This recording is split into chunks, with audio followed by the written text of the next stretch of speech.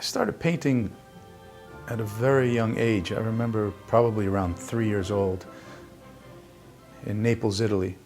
And also I remember my parents having a lot of wonderful prints in the house by Renaissance and Baroque masters such as Caravaggio, Guido Reni, Annibale Carracci, and some even earlier 15th century painters by the name of Piero della Francesca and Giovanni Bellini, and so on. And here was my initial influence on the Renaissance painters and the Baroque painters. So the inspiration for the Duke and Duchess of North Caldwell came when I was filming The Sopranos in Italy. And after I was done filming, I decided to go to Florence and finally visit the Uffizi Galleries, which is a very famous museum in Florence. And when I came up to this particular painting by Piero della Francesca, which is an image that I've been seeing my whole life, even when I was a child in Naples, it was an image of the Duke and Duchess of Urbino. And the sitter's name was Federico da Montefeltro and Battista Sforza, which was his wife. It's almost like they're in a window, they're facing each other, and they're looking at each other, but actually looking past each other. I thought that the sitter, Federico da Montefeltro, the Duke of Urbino, had the same presence in that painting as Gandolfini does. And that's how actually that idea came up.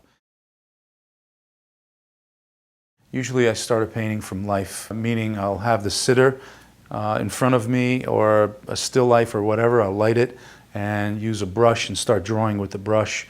I had to take photographs. I had to do a photo session with James Gandolfini and Edie Falco. Then I did an elaborate drawing on the actual panel itself.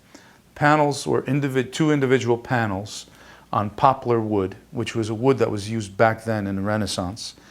And I used the same exact technique with many coats of gesso, then graphite drawing over that, sealing it with a warm tone. And then I worked wet into wet, meaning oil paint right onto the panel.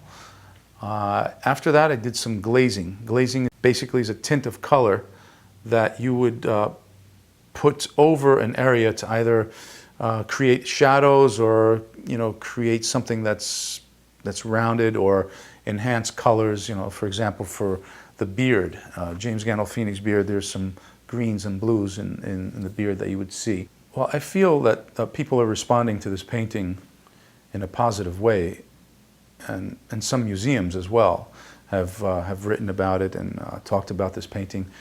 I think the reason for that is because it combines two very important figures from art history and two very important and very prominent figures of pop culture, of modern day, if you will.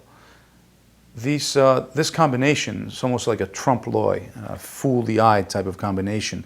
When you first look at this painting, you think that you're looking at the actual piece itself. But in essence, when you get closer and you start focusing on the actual faces, you'll see that it's two figures from modern day.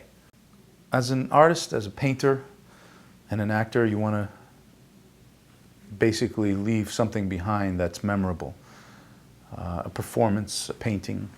And I feel that this particular painting that combines myself and my life as an actor and my life as a painter, I feel will resonate throughout the years, long after I'm gone.